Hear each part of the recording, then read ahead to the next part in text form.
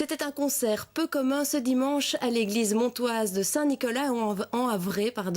Un restaurant montois avait investi l'endroit pour un spectacle baroque. À l'honneur, la musique du XVIIIe siècle, mais aussi des costumes d'époque, ceux du film Le Roi danse. Plongé dans cet univers féerique avec Sabine Dupont et Nicolas Spada. Le roi danse! Le Roi danse de Gérard Corbiot met en lumière la passion de Louis XIV pour la danse. Fait exceptionnel, les costumes du film ont fait l'objet d'un don à un restaurant montois. Restait à les mettre à l'honneur et à les faire revivre. Depuis octobre, l'idée fait son chemin dans la tête du propriétaire de l'établissement.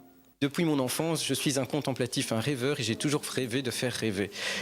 Et c'est une des raisons aussi, c'est la petite histoire, ça, de la création de ce spectacle. En soi, le Salon des Lumières est déjà un restaurant mis en scène, mais en même temps, le fait de pouvoir, dans un lieu aussi magique que l'église Saint-Nicolas, mettre en scène des costumes fabuleux avec des gens fantastiques pour faire rêver les gens, on a, je pense, terriblement besoin de ça à notre époque.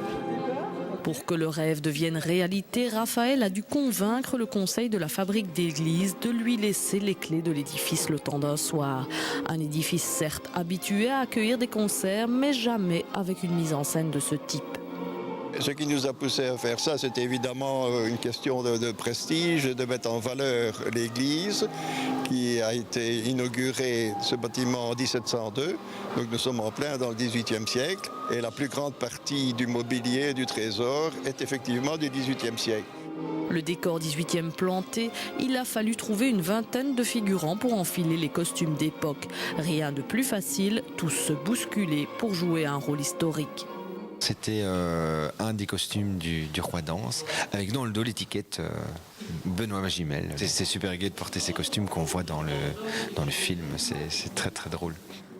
J'ai pu choisir la robe et quand Raphaël m'a dit que c'était la robe de Mademoiselle de la Vallière, je lui ai dit stop, je ne veux pas voir d'autres robes, c'est ma robe. Pourquoi cet attachement à ce personnage? Parce que j'adore le monde de Louis XIV et j'ai toujours aimé Mademoiselle de la Vallière parce qu'elle était toujours très fraîche, très gentille et jeune, puis voilà.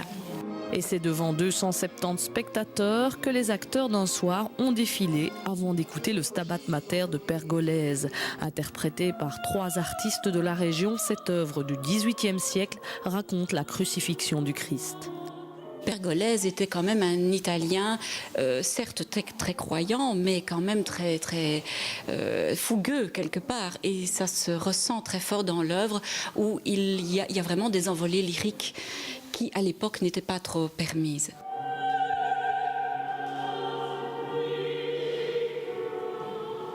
Pour compléter la soirée, un buffet attendait les invités, un buffet toujours composé dans l'esprit du XVIIIe siècle.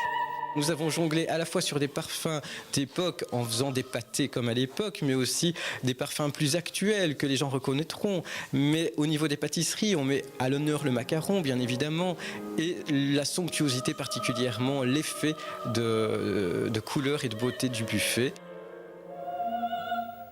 Vendredi dernier, si vous êtes